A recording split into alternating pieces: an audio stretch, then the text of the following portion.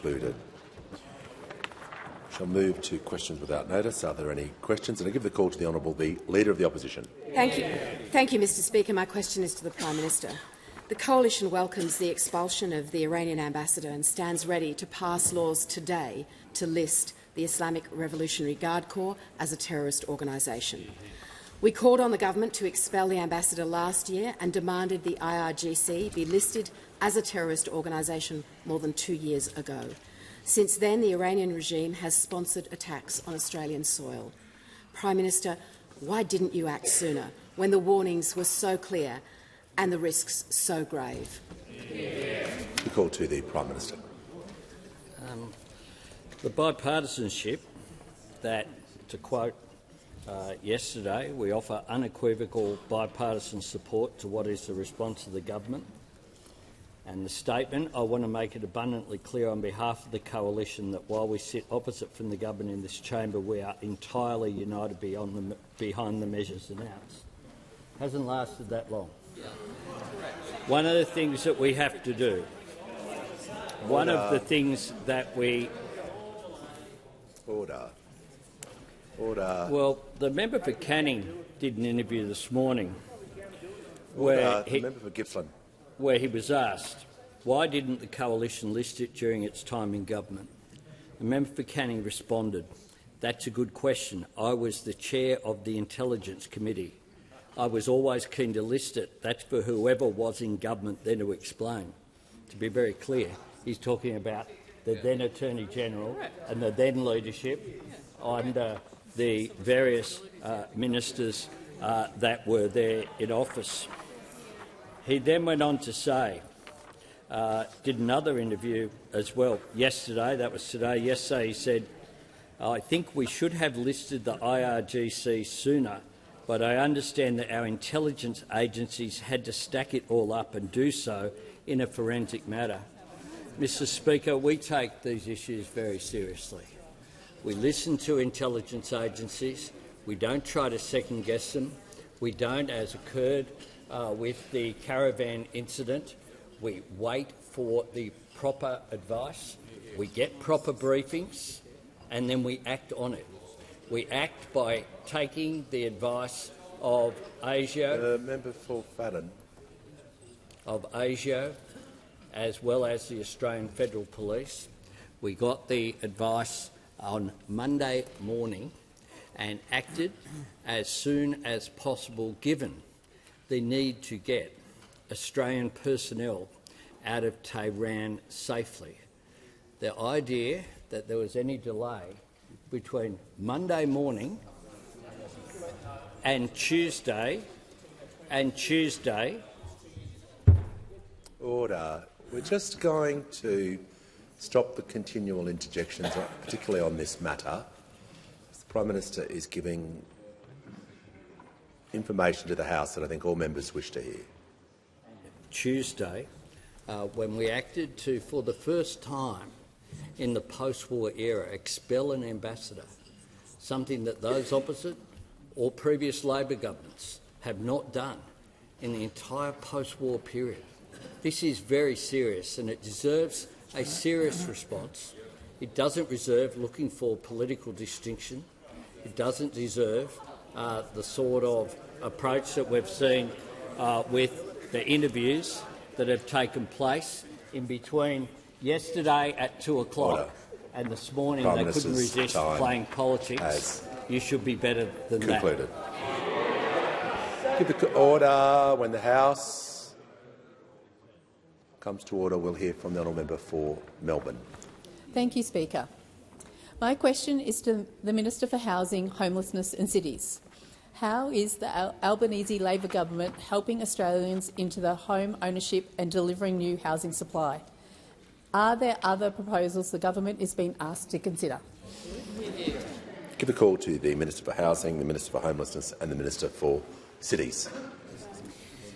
Thank you so much, Speaker, and what a great question from our fantastic new member for Melbourne.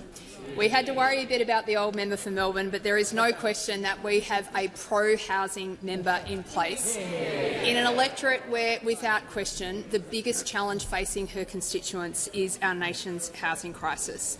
And, Speaker, I know that she's very proud that, thanks to our build-to-rent changes alone, more than 11,000 secure rentals are in progress in her electorate, with more on the way, Speaker. Mr Speaker, Australia's housing crisis has been 40 years in the making, and for all of the complexities involved here, there is one simple truth in the heart of it. For that 40-year period, our country has not been building enough homes. Today, the housing shortage has become one of the biggest pressures on the lives of Australians. And, Speaker, that is why, under this Prime Minister, we are tackling the housing crisis from every possible angle. Speaker, we're delivering and we're seeing real results for Australians right around the country. Since we've been elected, 180,000 Australians have bought their first home under our 5% deposit program. And in case you haven't heard, Speaker, we're expanding this program to all new home buyers from the 1st of October. The days of a 20% deposit are over. Speaker, not just that, 1 million households around our country have got an almost 50% increase in Commonwealth rent assistance. 500,000 homes have been built around our country since we've been in office. New housing approvals are up 30%. We've got 28,000 social and affordable homes in planning or construction, and our build-to-rent scheme is unlocking 80,000 new secure rentals across the city. Now, Speaker, I'm asked about alternative approaches, and I have to say, coming into this new parliament, I was filled with a sense of optimism about the kind of housing conversation that we were going to be able to have. I thought, you know, those opposite have been sent a really clear message at the election, and I hope they're going to listen to it. I thought we'd have a bit of fresh air in the parliament, a few new faces, and maybe we'd have an opposition that would come into this parliament and work with us constructively to try to address one of the biggest problems in people's lives. Well, imagine my disappointment, Speaker, when I have seen the activities of those opposite over the last few weeks on housing.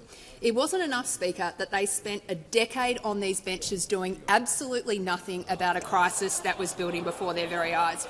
It wasn't enough, Speaker. It wasn't enough, Speaker, that over the last 3 years, those opposite have been consistently housing hypocrites, Speaker.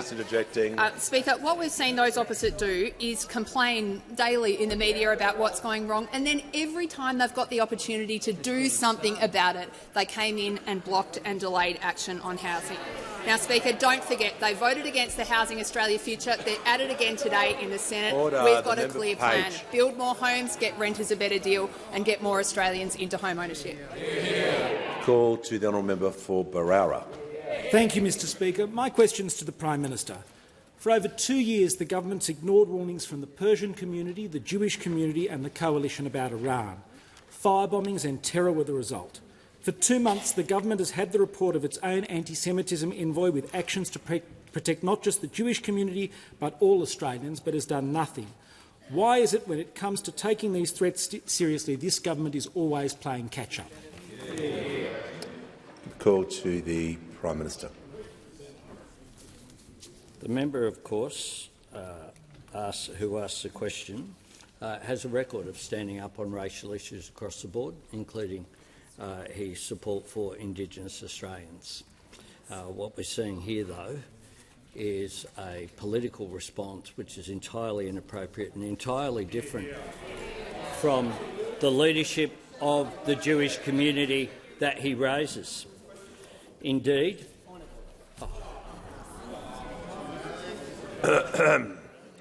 I'll hear from the manager on a point of order. The Prime Minister couldn't avoid making an inference on the member for Barara. That is not a political attack that the member is making. It's a genuine point of order, and it is something that the member for Barara has a long-standing track record of feeling passionately about. Manager will pause. The member for Isaacs is warned. I want to hear the point of order, and I'm going to ask you to state the point of order straight away. Point of order is the imputation against the member for Barara. The imputation that he's doing something for a motivation that is political. He is not. He's a long-standing track record on these issues, and he raised a question. It's completely unnecessary for the Prime Minister to accuse him on a national security issue of being political.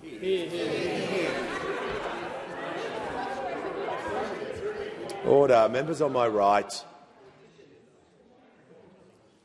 Prime Minister was asked a question from the member. He's responding to it. I'll make sure he's being directly relevant and following the standing orders, and he has the call. The member for Canning this morning went through the process when he was on the appropriate committee, the chair of the Intelligence Committee when the former government was in office. He said this: "We put it through the right channels, but nonetheless here we are now. I had a number of ministers who had direct interest in the work of the committee, from Home Affairs, Foreign Affairs, Defence and so on.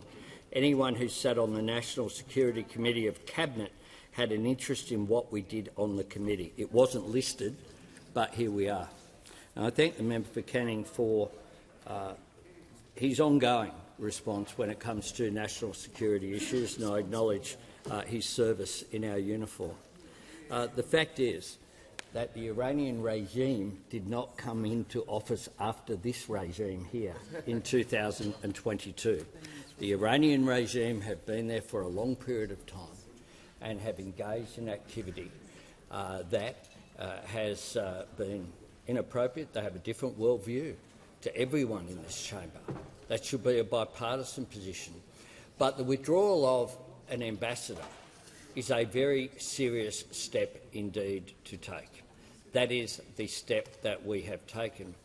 And when it comes to the Revolutionary Guard, of course, because it is an arm of the state, the advice that we receive is that it will need special legislation, unlike other terror groups which have been listed, which are not part of a state operation. That has been the case under the former government, and it's still the case today, which is why we will take the time to get the legislation right and to make sure it is channelled. But I must say, in response to, I hope I get another question, or perhaps can get an extension, I'm happy to go through what the government has done when it comes to anti-Semitism across the board, because we have had a comprehensive response, including he raises the envoy on anti-Semitism. We created it. They never did it. They never did it. And envoys on anti-Semitism, have existed in the United States and in other countries right around the world. No, the Prime Minister's. I can move an extension. He asked for an extension. I'm going to move an extension. The Prime Minister's view. Okay. Okay. I wasn't. All right. Calm down. I was just asking. Order. I was just asking whether he had concluded his answer. I'm happy to follow what you do, but we just need to go in an orderly way. The Prime Minister asked for an extension so he could list what he had done. No problem. No problem. Extension has. Okay. Great. We'll get there.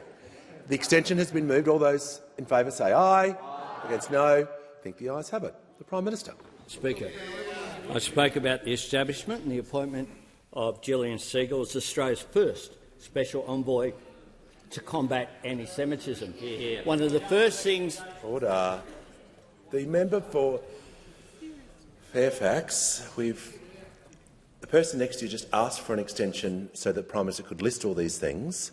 You asked for this, so everyone is going to be silent now because you've requested the Prime Minister list the items, and he's going to do so.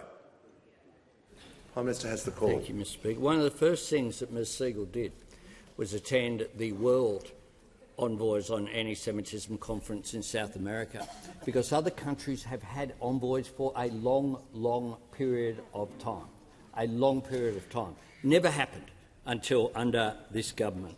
We, of course, established Special Operation Avalite with the AFP and the intelligence agencies to combat acts of anti-Semitism.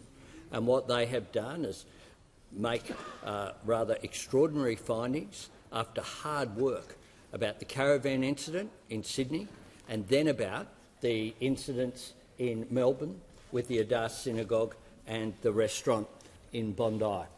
Important work going through the chain of command, tracing it to the Islamic Revolutionary Guard in Iran and working backwards with those people who were paid both offshore and onshore to commit what are criminal acts driven overseas by anti-Semitism, driven by some of the perpetrators, though, as simply being petty and, in some cases, not so petty criminals in order to be paid to do that. We have imposed new counter-terrorism sanctions on Telegram. We have had a landmark ban on the Nazi salute and hate symbols. Never happened before, with penalties of 1 year imprisonment or a fine of up to $16,500. We've criminalised doxing, something that was raised by the Jewish community in particular, legislation that was opposed by the coalition when we did it last year. We have worked with states and territories on a national hate crimes and incident database. We've appointed Australia's first national student ombudsman, and just this week on Monday I met once again, as I have every year for a couple of decades, with the Australian Union of Jewish Students, talking to them directly about what they had gone through in recent times, and talking to them as well about something that is not new. I had the President of National Actions, James Salim, who ended up in jail for murder, who ran for President of Sydney in the SRC way back in 1983 when I was a student there. Anti-Semitism is not new. It has been around for a long period of time, as has neo-Nazis as well, been around for a long period of time. And ASIO have warned about the rise of hard right extremism, and of course we see tragically in recent times, we'll have more to say when the police are able to confirm issues, and we await those announcements before we raise them in the House. We also, in the weeks following the 7th of October terrorist attack, we committed $25 million for improved safety and security at Jewish sites across the country, including schools. We added to that, within 24 hours of being requested, $32.5 million for security measures for schools and synagogues. We passed legislation to criminalise hate speech. We provided $250,000 towards the replacement and restoration of Torah scrolls in the Adass Israel Synagogue, $1.2 million for security upgrades to current buildings, and $30 million to restore the synagogue and community centre. And I was the first Prime Minister to visit the school there at Adass Israel. We provided $8.5 million to upgrade the Sydney Jewish Museum, where I went with the member for Wentworth, with funding to also go towards the Centre of Jewish Life and Tolerance. We announced $100 million for countering violent extremism. We provided an additional $4 million to expand the social cohesion work of Together for Humanity in schools. We've provided $4.4 million to establish the National Holocaust Education Centre here in Canberra. Now, this will be accessible to the more than 160,000 school students who visit Canberra each year. I myself was able to welcome Enfield Public School here about an hour ago. They might be in the gallery somewhere during question time. It is important that when people visit the centre here, just like they visit the National Gallery or the National Museum, the Australian War Memorial, part of that itinerary for young Australians as a part of raising the issue of anti-Semitism, of education, we will do. We committed $18 million to the Jewish Arts Quarter in Melbourne. I'm asked also in the original question as well about the response of the Jewish community. Jewish community, Jeremy Liebler from the Zionist Federation of Australia. The government's actions today send a powerful and principled message that terrorism, foreign interference and hate have no place in Australia. AJAC, the Australia, Israel and Jewish Affairs Council. The government has acted promptly and appropriately in response to ASIO's confirmation of this Iranian aggression against Australia. The New South Wales Jewish Board of Deputies. The government has taken the right and appropriate steps in prescribing the IRGC and expelling Iranian diplomats based in Australia. The Iranian community as well. Iran, we welcome the Australian government's decision to expel the ambassador of the Islamic Republic of Iran following ASIO's confirmation of the regime's direct involvement in attacks on Australian soil. The Australian Iranian Community Organisation. We commend Prime Minister Anthony Albanese and his government for their clear and resolute actions. By taking this courageous stand, Australia is not only safeguarding its own national security, but also upholding justice, diversity and the protection of all its citizens, regardless of faith or heritage. Mr Speaker, we on this side of the House, and I would hope across the parliament, understand that there are times when the nation should just come together. I would have thought that yesterday was one of those times, and it was. It's a pity it hasn't lasted till today. Before I call the member for Reid, I'd like to do some acknowledgements for the House. I'm very pleased to inform the House that present in the Special Visitors Gallery today, in the front row of the gallery, are members of the Vietnamese community of Australia, led by Mr Peter Thang Ha, the President of the Vietnamese Community Australia, and my friends from Queensland, Ms Mai Nguyen, the President of the Australian Vietnamese Women's Association, and Mr Bac Lam, representing the Queensland chapter. They are all here for a very special event tonight in recognition of 50 years of Vietnamese settlement in Australia. Welcome to you all. I'm also pleased to inform the House that today we are joined by members of the Youth Steering Committee, a group of young people between 12 to 25, selected from every state and territory to give advice on government policies and programs, and also a delegation from the Northern Council Alliance, representing the northern suburbs of Melbourne. We have Mayors Councillor Elizabeth Neely, Councillor John Demarrick, Councillor Christine Alaris, Councillor Helen Davidson, Councillor Jared Bell, Councillor John McDougall and Councillor Taylor, along with staff and CEOs. And finally, we have the Right Honourable the Lord Speller, who currently serves as a member of the United Kingdom's House of Lords and a great friend of Australia. Welcome to you all. We give the call to the member for Reid. My question is to the Treasurer. What do today's monthly inflation numbers say about the housing market? Why is the government's housing plan so important, and how does it contrast with other proposals? The call to the Treasurer. Thanks, Mr Speaker. Can I salute the influential role that the member for Reid plays in the delivery of our cost of living assistance and also our housing policy as well. Mr Speaker, new figures from the Australian Bureau of Statistics today showed that headline and underlying inflation ticked up in July, but they were still well within the Reserve Bank's target band. This makes it the 8th month in a row that headline inflation and underlying inflation have come in either within or below the Reserve Bank's target range. And even though these numbers came in a little higher than market economists expect, they are a reminder that inflation has more than halved since we came to government, Mr Speaker. When we came to office, those opposite had left us monthly inflation at 6.1% and absolutely galloping. It's come down substantially under this government, and interest rates have come down 3 times as a consequence of that. Now, as I've said before, as the Reserve Bank Governor said, I think I said it during question time this week, Mr Speaker, we know that the monthly inflation figures can jump around a bit. They're less reliable than the quarterly figures. They don't compare the same basket of goods and services from month to month, Mr Speaker. And in this case, the volatile and one-off factors include the timing of the energy rebates. But underneath the headline figures today, Mr Speaker, there was some very encouraging signs on housing. Rental growth was lower because of our boost to Commonwealth rent assistance. Rents rose 3.9% in the year to July. That's still too high, but it would have been 5.1% were it not for the changes that we are delivering to rent assistance.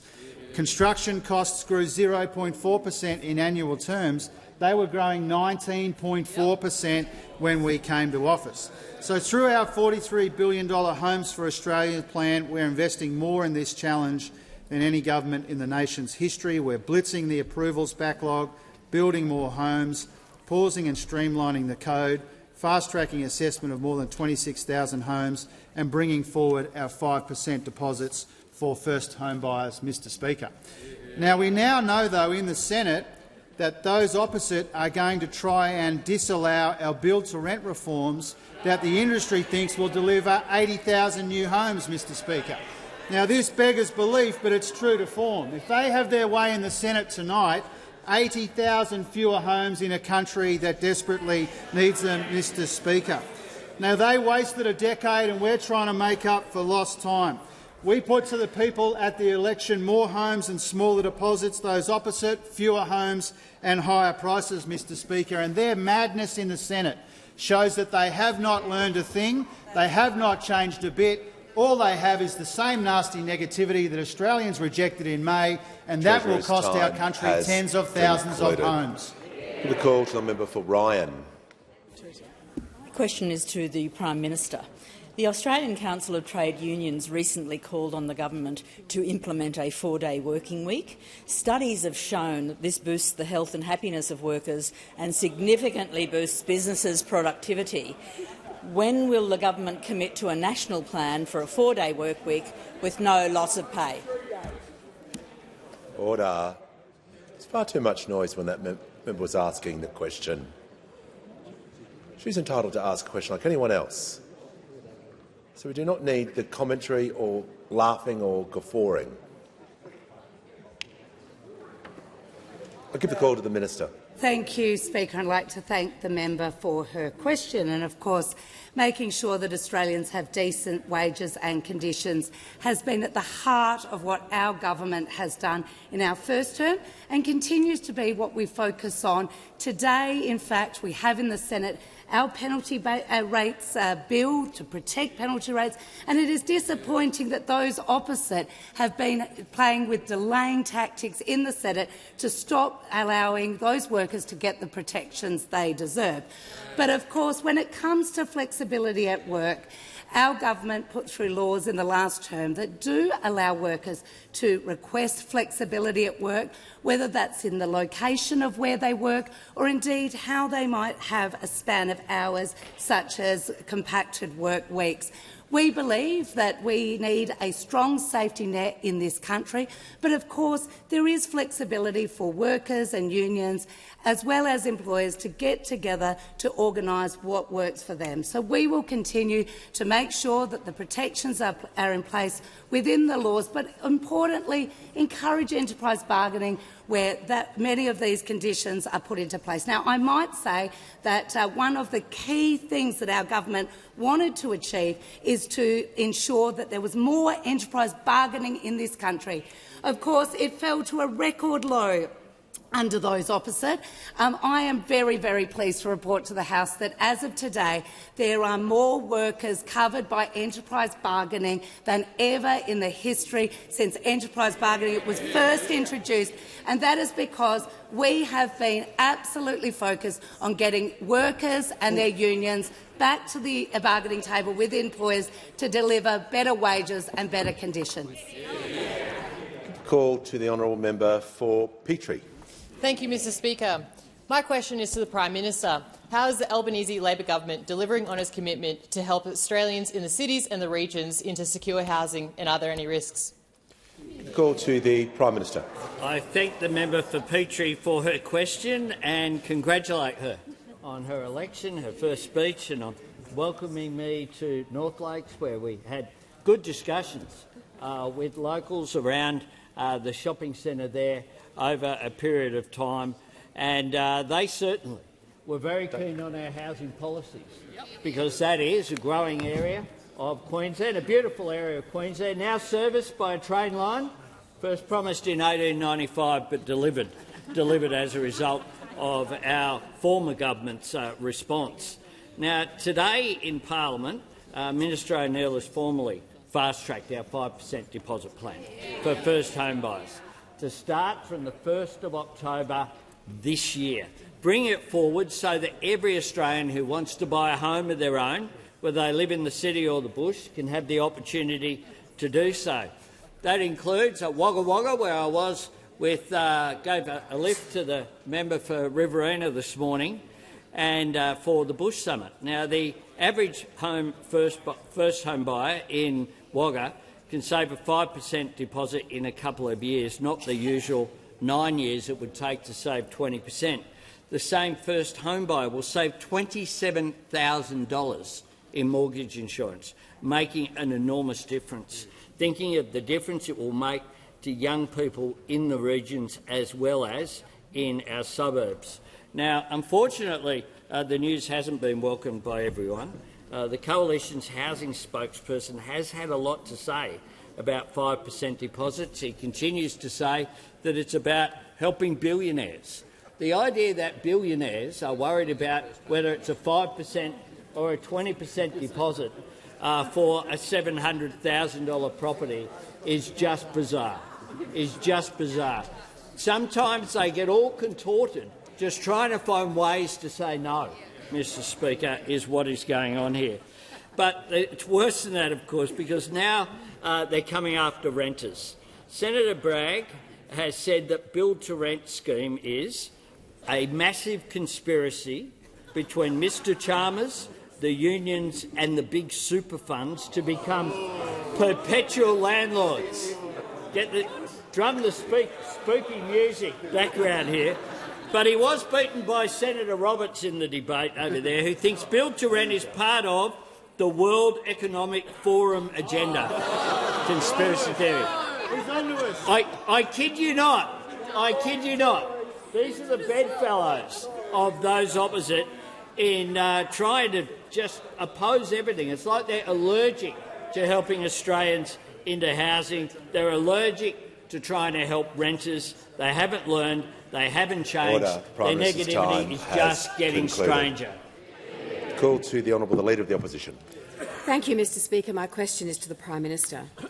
In 2023, the Senate References Committee on Foreign Affairs, Defence and Trade recommended that the Australian government list the Islamic Revolutionary Guard Corps as a terrorist organisation. Prime Minister, why did your government take a deliberate decision to reject that recommendation 2 years ago? Give the call to the Prime Minister. Mr Speaker, on these issues, we take advice from the intelligence agencies.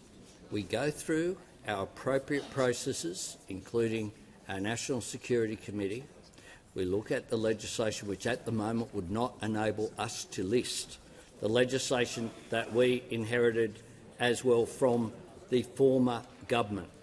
And the member for Canning has made it very clear that he has had that view for a period of time going back to prior to him being a minister, indeed, as chair of the committee, and spoke about the fact that members, the Minister for Foreign Affairs, the Minister for Home Affairs, the former leader of the opposition, the former member for Dixon as well, all sat on those committees. And this was a time where the chair of the Intelligence Committee, according to themselves, was recommending this.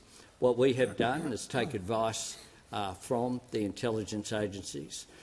That came through on Monday. We had appropriate meetings and acted like adults in the national interest. That is what we will continue to do. Call to the honourable member for Hunter. Thank you, Mr Speaker. My question is to the Minister for Regional Development, Local Government and Territories. How is the Albanese Labor government improving access to housing for people in regional communities? And what are the contrasts between Labor's plan and other approaches? Give the call to the Minister for Emergency Management, the Minister for Regional Development, Local Government and Territories. Thank you, Mr Speaker, and I want to thank the member for Hunter for his question. He's an incredible track record of advocating for his community, particularly for affordable housing, so thank you for your work. People in regional Australia know that the Albanese Labor government has their back, and that's why people like the member for Hunter keep getting voted in. It's why we've now got the member for Bullwinkle, for Ballarat, for Bendigo. We've got regional members over here replacing many former regional members from that side. And I'm really proud to stand up for regional Australia, and I'm proud that our government has housing on the national agenda. The importance of home ownership for people in regional Australia has never been greater. And we are a government that is dedicated to building regional Australia's future. We're not going to pick favourites through colour-coded spreadsheets. Our government is focused on delivering right across the country. And this includes being able to buy a home for a 5% deposit. It'll be a game-changer across regional Australia. It will take years, Mr Speaker, years off the time it takes to save a deposit, helping more young people into that dream of home ownership. Whether you're in Branxton or in Bega, you'll be able to get into your own home faster. And on this side of the chamber, Mr Speaker, we have helped more than 38,000 people into home ownership through our regional home guarantee. That is 38,000 more people who are now able to afford to live in the towns that they've grown up in, the towns they work in and the towns they love. Mr Speaker, since taking office, the Albanese government has invested nearly 20 times more in crisis and transitional accommodation than the previous coalition did in 10 years. We're delivering practical solutions for people who need crisis accommodation. There are 42 projects underway across the country supporting housing in regional communities in the Blue Mountains and in Queanbeyan. And we are committed to delivering infrastructure across regional Australia too, which includes partnering with other levels of government to deliver the enabling infrastructure that regional communities need to deliver more homes. Our housing support program is providing millions to regional communities, $27 million to Marulan for their wastewater treatment plant to unlock 400 new homes, $45 million to deliver sewer and water infrastructure in Kempsey, including water treatment plants to unlock 430 homes, and $10 million for enabling infrastructure at Lake Wyangan to deliver 500 homes. Because on this side of the House we want to see more Aussies into homes in the regions that they want to live in. Regional communities know that they can vote Labor and they can get results in their community. Call to the honourable member for Cowper. Thank you, Mr Speaker. My question is to the Assistant Treasurer. Will the Assistant Treasurer rule out changes to the fuel tax credit scheme? Give a call to the Assistant Treasurer and the Minister for Financial Services. Thank you, Member, for your question. Speaker, I'm asked about the government's tax policies, and what I can say is that the government went to the last election with a very clear set of tax policies, and those tax policies included reducing taxes on every single taxpayer. And what I might say is that reflects successive years in which we have reduced taxes on every single taxpayer. I might just, by way of contrast, I know this question wasn't about the opposition, but I think it's just worth adding in by way of one sentence, that there is a direct contrast to those opposite who went to the last election with an explicit policy of coming into this place after the election and raising taxes on every single taxpayer. Order. Assistant Treasurer will pause. I want to hear from the the member for Wannon. Relevant, Speaker. This is a really important question, especially to rural and regional Australia, on the fuel tax credit scheme, and we'd like an answer.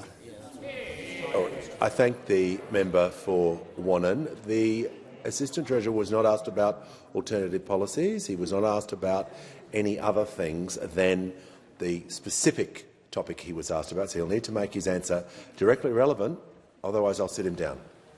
What I will say, Speaker, is that those opposite have reduced themselves, and when it comes to tax, to this rule-in, rule-out game, what I would say is our tax policies have not changed. It's to reduce taxes on taxpayers, and that's what I stick by. Order. When the House comes to order, we shall hear from the member for Bass. Thank you, Speaker. My question is to the Minister for Veterans Affairs and Defence Personnel. What support is the Albanese Labor government providing to our veterans when it comes to housing? And did anyone seek to delay this support for our veterans? Call to the Minister for Veterans Affairs and the Minister for Defence Personnel.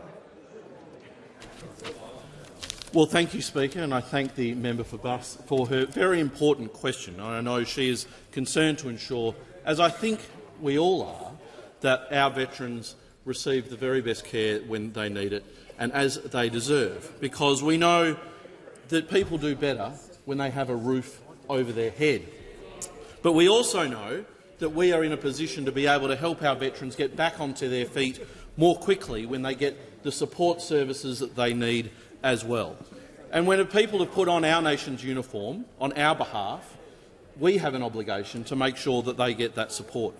Every year, about 6,000 veterans find themselves at risk of homelessness. It's why, in the lead-up to the 2022 election, as part of our $10 billion Housing Australia Future Fund, we specifically committed to $30 million of funding to support housing for veterans as well as those wraparound support services. And we are doing that to support veterans all over the country, with better wellbeing support through our Veterans and Families hubs and, of course, through our Veteran Acute Housing program, which is going to support up to 78 dwellings to provide crisis and transitional accommodation for our veterans and families. It'll mean we'll see housing rolled out across the far north of Queensland, in southern New South Wales, in the southern suburbs of Perth, in central Queensland, in the mid-north coast of New South Wales, in Victoria, all across the country. Service provision is expected to be rolling out to commence from the beginning of 2026, and we'll see more bricks and mortar facilities coming through, being delivered all the way through to 2028. Now, you might say, as we hear often from those opposite, why is it taking so long? That was an election commitment in 2022. And they would be right, Speaker, to ask that question, especially when you consider that it is those opposite, the voices of those opposite, that cause such delay. Particularly, I think it's worth drawing to the Parliament's attention that we're rolling out veteran housing in support in the electorate of the Leader of the Opposition, in the electorate of Flynn, in the electorate of Cowper, and yet it's those people that were holding up the legislation that would enable us to deliver those support services. Just like they're holding up the build-to-rent scheme in the Senate right now. The opposition here has formed when it comes to not delivering housing. We are going about delivering housing to support our veterans. We've got the funding going out the door finally after delay caused by you, Leader of the Opposition. You caused delay for veteran support in your electorate. If you want to raise it, you were to blame for the delay in that housing being provided. Order. I'm just going to remind ministers, particularly Minister, that, and it is becoming a little apparent to everyone that the term "you" is not the correct term to use when addressing through the chair. Call to the Deputy Leader of the Opposition. Thank you, Mr Speaker. My question goes to the Treasurer. Can the Treasurer explain to the House why electricity prices have jumped an extraordinary 13% over the past 12 months? Call to the Treasurer.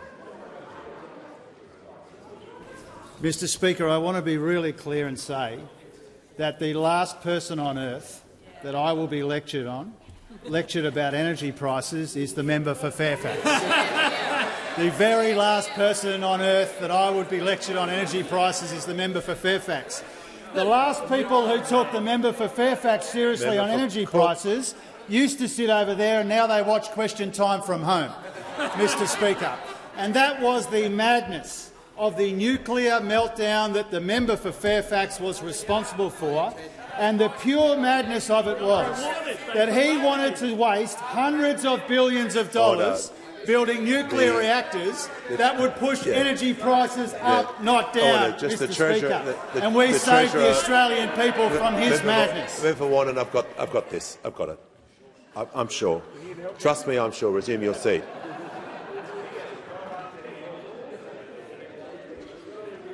The Treasurer wasn't asked about alternative energy sources, and but he was asked about prices. So just make sure he's relating his answer to the question was about prices, and he can talk about the energy sources, but not the opposition's policy. Thank you, Mr Speaker. The worst thing for energy prices would be if we went down the path proposed by those opposite, which would have pushed energy prices up, not down, Mr Speaker. So, Mr Speaker, you've already had your go, Champ. You have. You already got it. Okay, we're just going to take a big breath and exhale. Can we just get the Treasurer to pause for a moment? Just pause a moment. Member for Wannon. No. Defying your ruling. That's what I'm worried about. No, you just don't get the chance to jump up and say what you feel like. I don't know how many times. So just resume your seat. Yeah. The member for McEwen. Okay, everyone's just going to take the temperature down a little bit to assist the House. I understand where the member for Wannon's coming from. We're just going to make sure that the Treasurer has been directly relevant. Get back to topic. Thank you, Mr Speaker. The numbers that we saw today, which I ran through a moment ago, were monthly figures which were often impacted by volatile and one-off factors, and they were in this instance.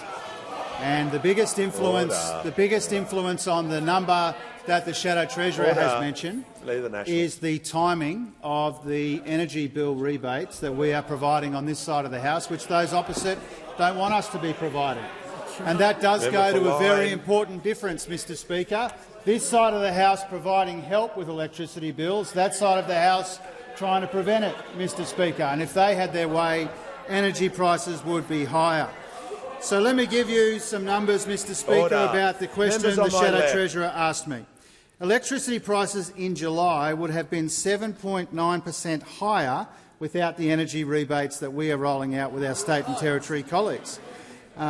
Second point, Mr Speaker, the timing of rebates in WA, Queensland and Tasmania were the biggest contributor to this volatility.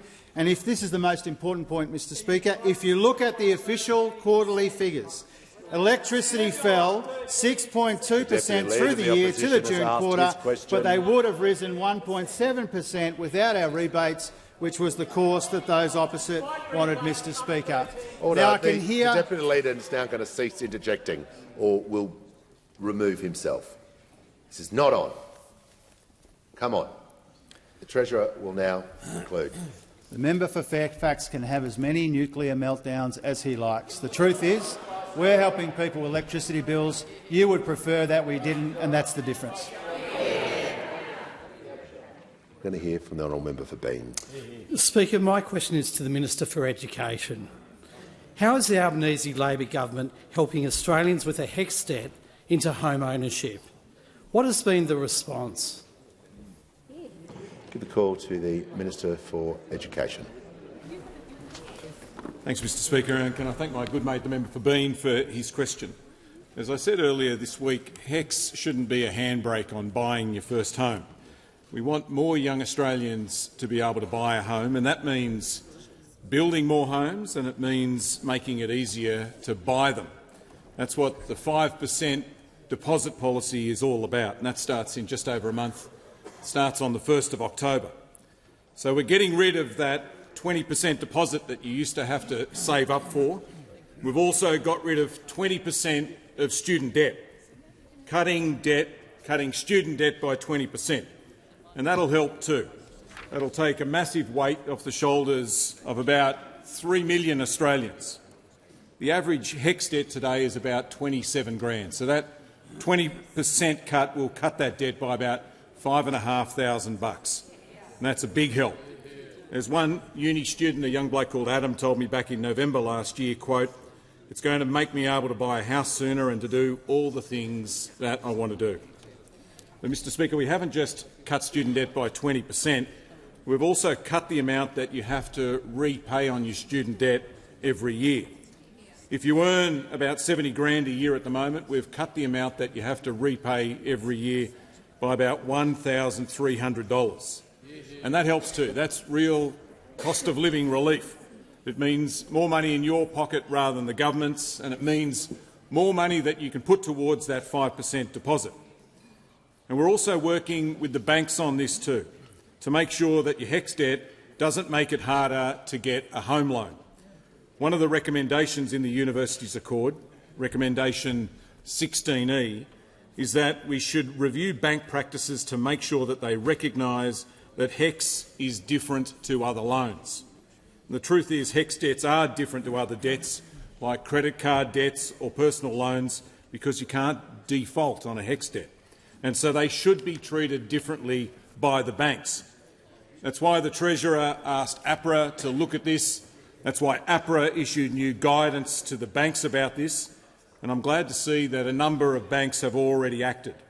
The National Australia Bank, for example, announced last month that student debts of $20,000 or less wouldn't affect how much someone could borrow. So that is good news. We're cutting student debt and we're making it easier for young Australians just out of uni, just out of home, to buy their first home. We promised it before the last election and now we're delivering it. Yeah. Give the call to the member for Kennedy. To Prime Minister, Glencore's announced closure of Mount Isa's copper smelter and Townsville refinery takes down 13 supply mines and Australia's giant fertiliser plant. Townsville Enterprise estimates 15,000 jobs vanish. Glencore's incompetence and unpleasantness notwithstanding, gas prices are $16, whilst Russia and America is $6. Surely a gas reserve resource policy is imperative. Further, can financial assistance be given on a conditional 50% government ownership basis only to Glencore?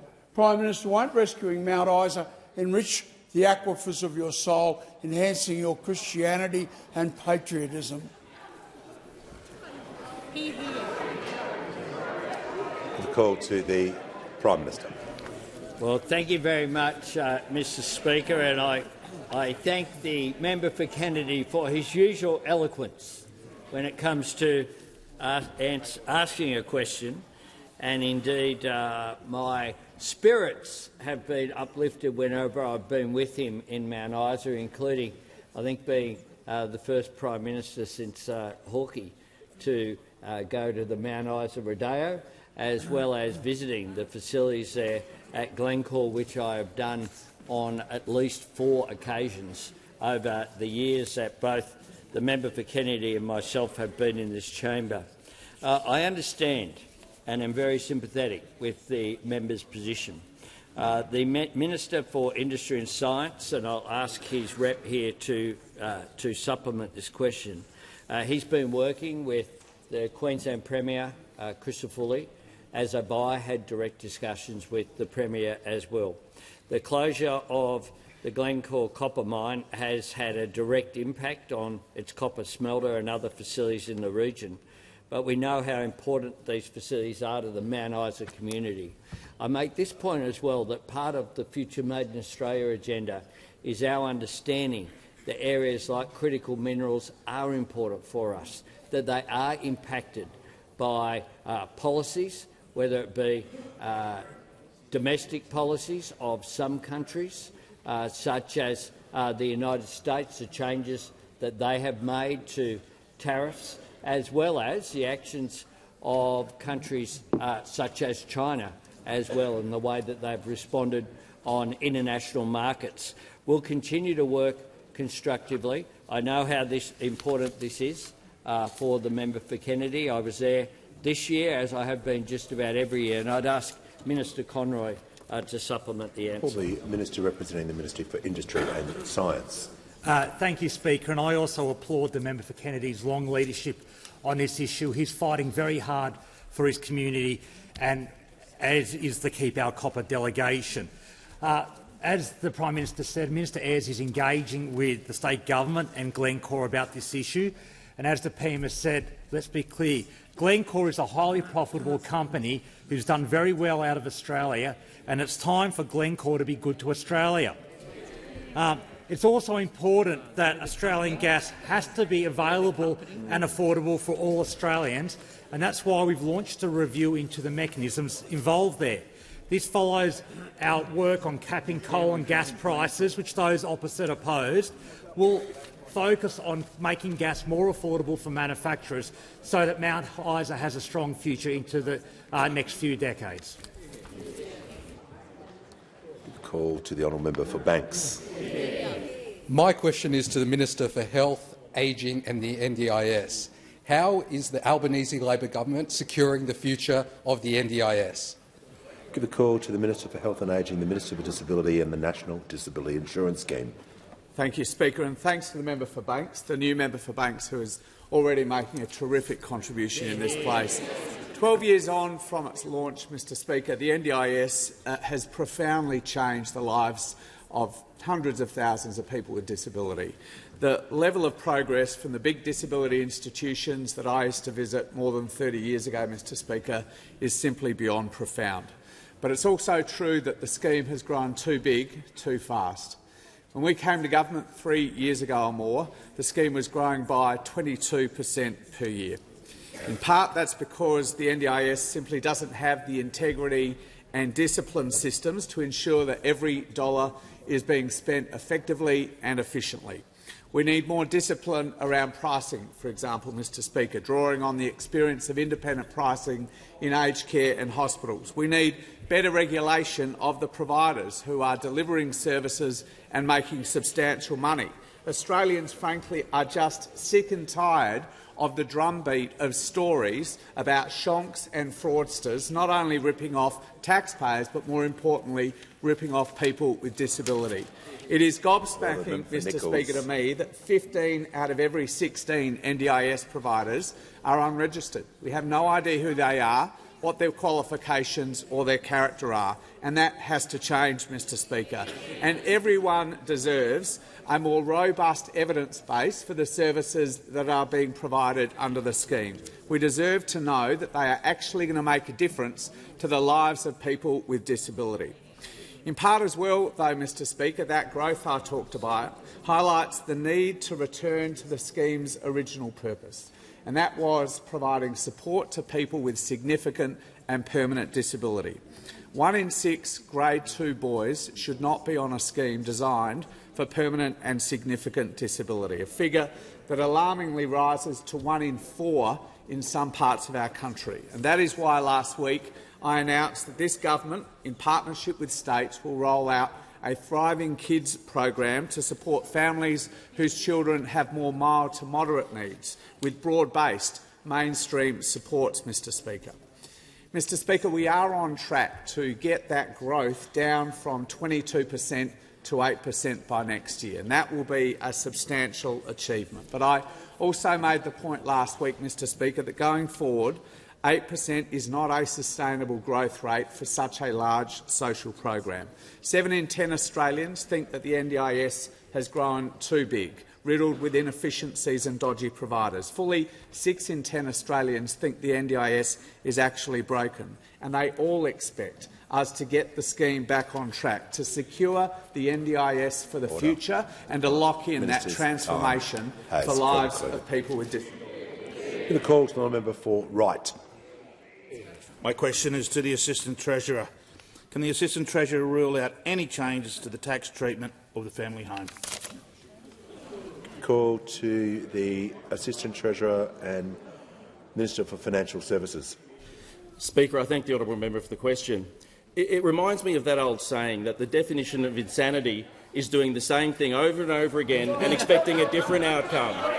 Well, I've just received 4 questions asking me to rule things out, and I'll say very briefly, our tax policies are very clear. We took them to the election. They're the policies that I'm implementing. We've already delivered a HEX cut. We've already delivered a freeze in the beer excise. Order. And as Assistant Treasurer, I keep working on those policies every day. Yeah.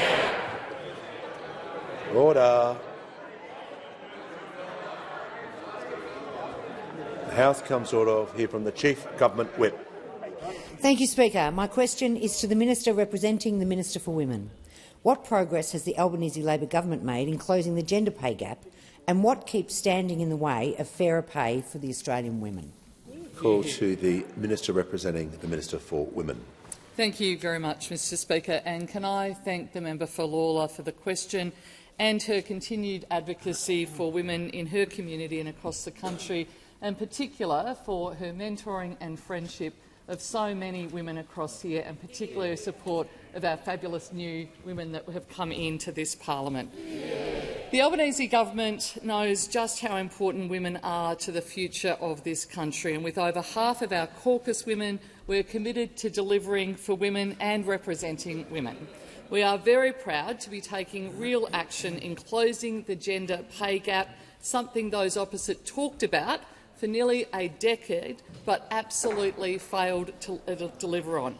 I am very proud to inform the House that under the Albanese Labor government, the gender pay gap has now fallen to its lowest level on record, 11.5%.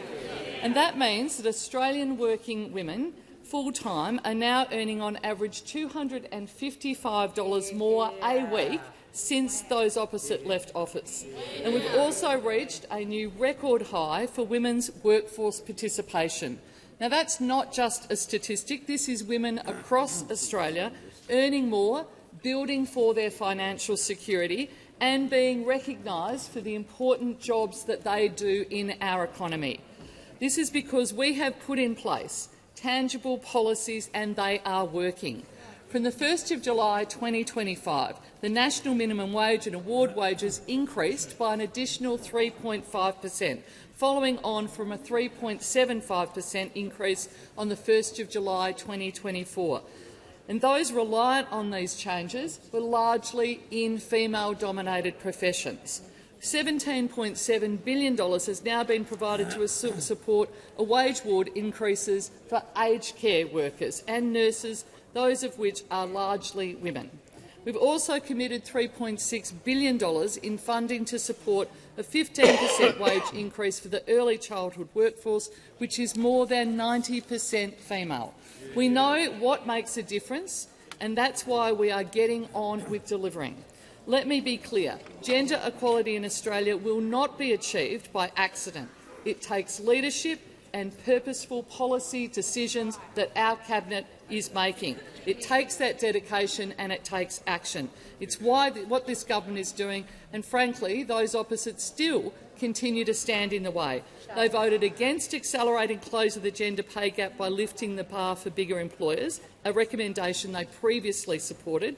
They voted against better pay and secure jobs. They called wages increase in care industries a sugar hit, and they voted against stronger protections. It's only this side of the parliament that actually supports gender equality for women. Give a call to the member for Bradfield. Mr Speaker, my question is for the Minister for Education. Universities are facing chronic underfunding resulting in drastic cuts to staff and degrees, and I've heard from distraught students whose degrees are being discontinued midway through. Charging for services not delivered in any other context would be called a scam. What is the Minister doing to protect students and guarantee that the units those students have completed and paid for will be credited towards the completion of a similar degree? Call to the Minister for Education.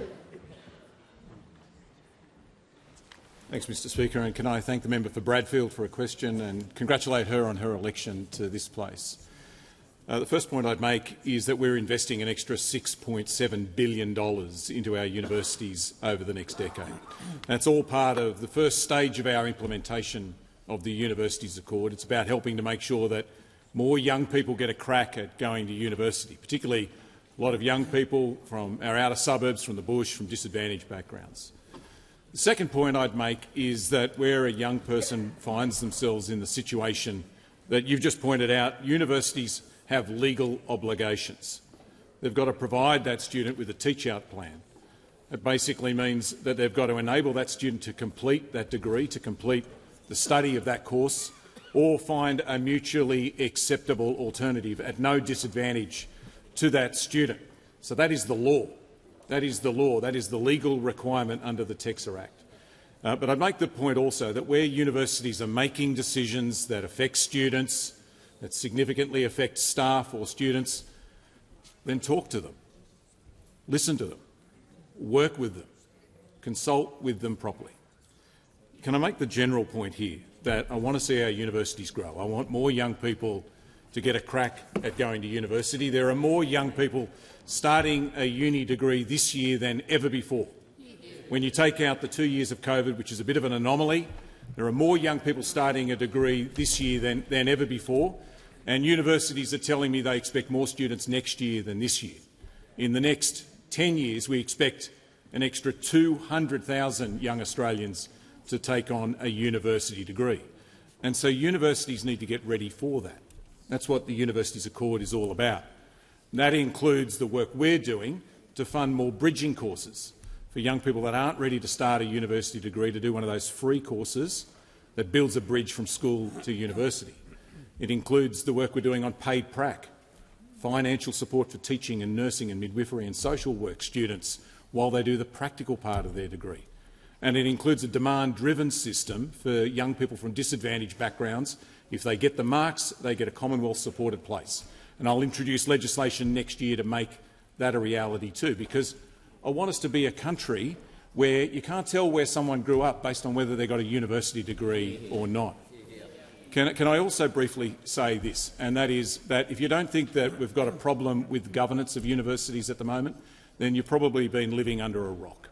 That's why I've introduced a national student ombudsman. That's why there's a Senate inquiry about this right now and an expert panel that will give me advice on this and other education ministers in the next couple of weeks. That's why I announced last week plans to increase the powers available to TEXA, the university regulator, to make sure they've got the powers they need. Concluded. Call to the honourable member for Spence. Thank you, Mr Speaker. My question is to the Minister for Employment and Workplace Relations.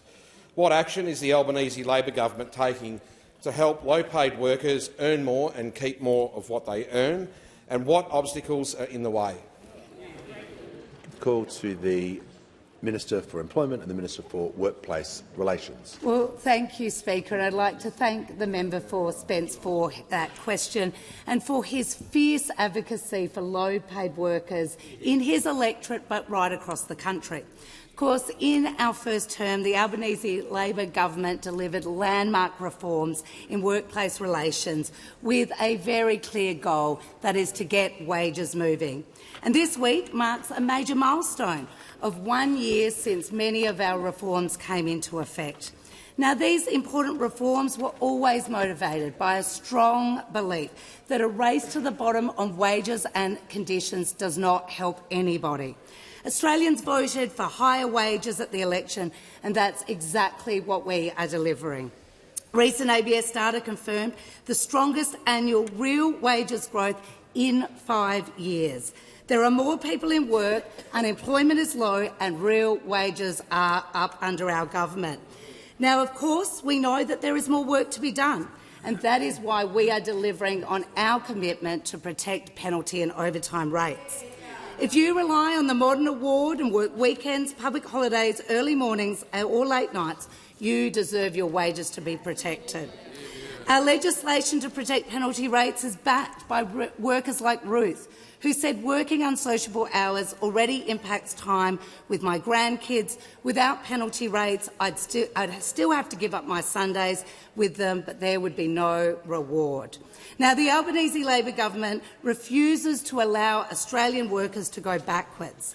Now, I'm asked if there's any obstacles in the way, and I'm afraid I do have to report to the House there is an obstacle, and it's those opposite that are standing in the way. We are currently seeing the Liberal and National Party delay debate in the Senate, playing their silly little delaying tactics to stand in the way of these protections for workers. And you might ask, why this delay? Why this delay? Well, in their heart of hearts, they have never believed in backing working Australians. It should come as a shock to no one that the coalition has a terrible track record on backing Aussie workers. We all remember the deliberate design feature to suppress wages in this country under them. Well, of course, the coalition needs to get out of the way. Let us get on with the job of delivering on our election commitment to protect Australian workers, to protect penalty rates and overtime. They need to get out of the way and let us get on with the job. Call to the member for Capricornia. Thank you, Mr Speaker. My question is to the Assistant Treasurer. During Labor's first term, we saw the debacle of the government's attempts to impose a biosecurity protection levy, which would have forced Australian farmers to pay for the biosecurity risks of their foreign competitors. Will the minister rule out taxing farmers more in order to fund our nation's biosecurity system?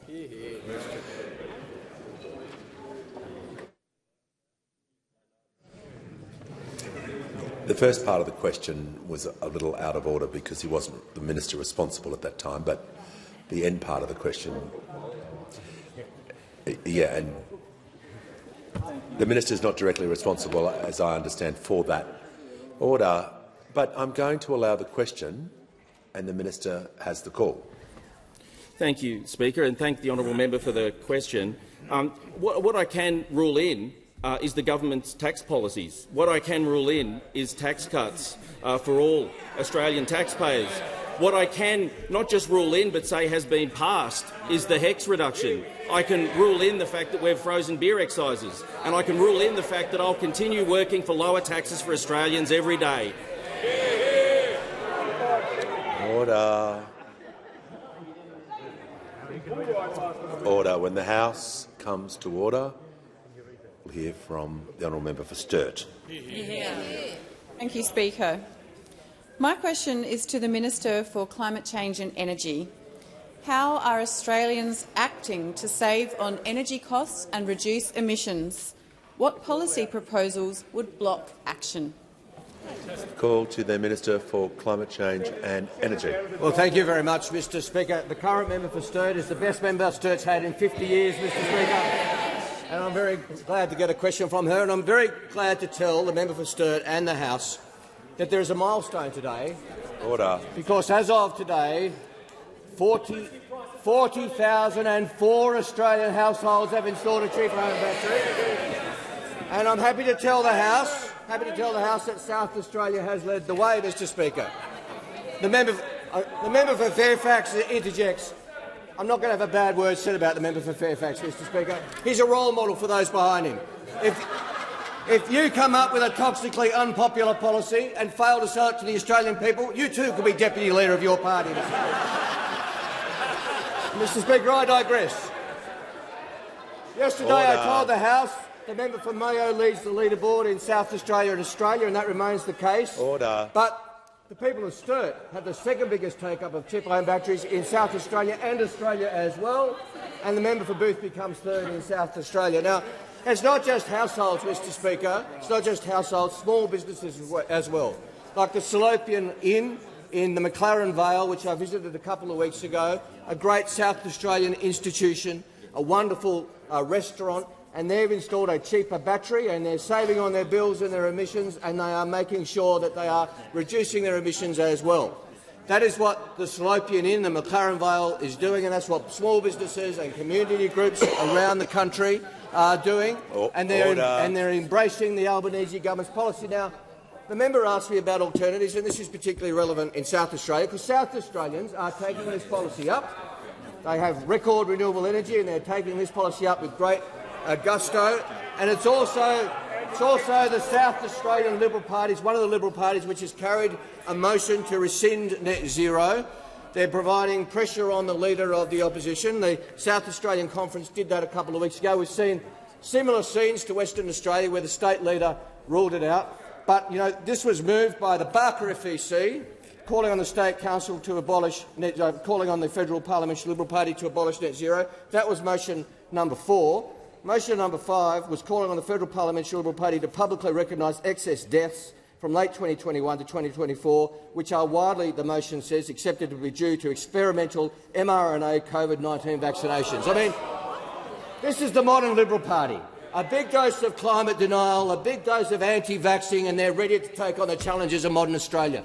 The common theme is they don't like science, the modern Liberal Party, Mr Speaker. They don't like evidence. They don't like facts. They can't deal with the challenges of the modern world, which include climate change. It shows, Mr Speaker, they are just up to governing a modern Australia. Call to the member for McKellar. Thank you, Mr Speaker. My question is to the Minister for Health. I like science and I like facts. It's been over a year since the Standing Committee on Health, Aged Care and Sport made 23 recommendations following its inquiry into the state of diabetes mellitus in Australia, with obesity costing our health system around $12 billion a year, every year, and the rate of diabetes in Australia reaching crisis point. When will the government release its response to this inquiry and get on with the job of improving the health of Australians? Good question. Call to the Minister for Health and the Minister for Disability and the NDIS. Thank you, Mr Speaker, and thank you to the member for McKellar for the question, for the work that she has been doing on that important committee, and as I understand it will continue in this term on the committee chaired by the member for Macarthur and now deputy chaired by the member for Kooyong. That was a really impressive, ambitious report that I asked the committee to undertake because, as the member more than anyone in this place probably understands, this is one of the pressing public health challenges we have, driven in large part by poor diet, by rising levels of overweight and obesity. We're giving it very serious consideration. We'll provide a formal response in due course, but I do want to say, obviously, that we are responding to a number of those recommendations. In broad terms, a number of them go to food policy, and that is now being led by the terrific new Assistant Minister for Health, who has responsibility for that area, particularly in relation to food labelling. But also one of the recommendations from the report, as I recall, it goes to the dietary guidelines that we have in Australia that are being reviewed now by the NHMRC, as well as issues around marketing and advertising of unhealthy or junk food to children. And we have commissioned some work from, I think, the University of Wollongong to review that, and they are, I think, scheduled to deliver that work later this year. The report also contains a number of recommendations around access and affordability to cutting-edge technology and medicines. As you know, Mr Speaker, and as everyone here knows, we have now provided subsidised access to constant glucose monitoring, or CGM, for all 130,000 Australians living with type 1 diabetes. That has been an extraordinary advance for that group, but there are probably 10 times at least as many Australians who have type 2 diabetes. And a recommendation, a great debate through that inquiry, was whether those Australians might have, or some of those Australians at least, might have access to CGM. As the member probably knows, there are a couple of applications now before the Medical Services Advisory Committee to consider if and on what conditions access to CGM might be provided, subsidised through the NDIS for type 2 diabetes patients. And I'm really looking forward to that advice. That, I think, is the appropriate next step in that phase. And also the inquiry dealt with the potentially revolutionary impact of GLP-1s, or often better known by their brand names of Ozempic, Mounjaro, Wegovy and such like. And I have asked the Pharmaceutical Benefits Advisory Committee to provide us with some specific advice about the ways in which those medicines might be rolled out in a manner that ensures social equity. I mean, they are available on private scripts now, but at quite a significant price. It may be $4,000 or $5,000 a year, which is well beyond the means of many communities of Australia, and I'm looking forward to that advice from PBAC. Give the call to the member for Werriwa. Thanks, Speaker. My question is to the Prime Minister. What measures have the government introduced to assist with the cost of living, and what obstacles has the government overcome to implement its agenda? Give the call to the Prime Minister.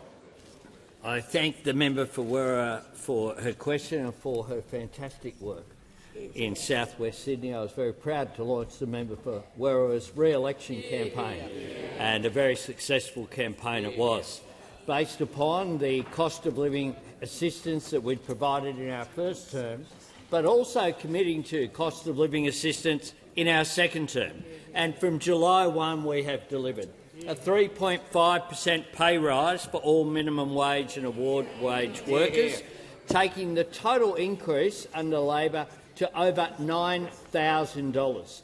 Those opposite, of course, never ever put in a submission saying that people should be looked after who are minimum wage workers. The super guarantee on the 1st of July rose to 12%. More energy bill relief kicked in. A $10,000 bonus for housing apprentices on top of their wages kicked in as well. 30% off home batteries that we know from the minister today has delivered for 40,000 households will benefit from a permanent reduction in their power bills, as well as all Australians benefiting from pressure being taken off the grid. A boost to Medicare with the additional $1.8 billion in extra hospital funding kicking in. More choice, lower costs and high-quality care for Australian women through the largest ever health package directed towards women that has ever been introduced in this parliament. And, of course, an extension of the $20,000 instant asset write-off, extended for another year. All of that kicked in on July 1, Mr Speaker, but further actions are rolling out through 2025.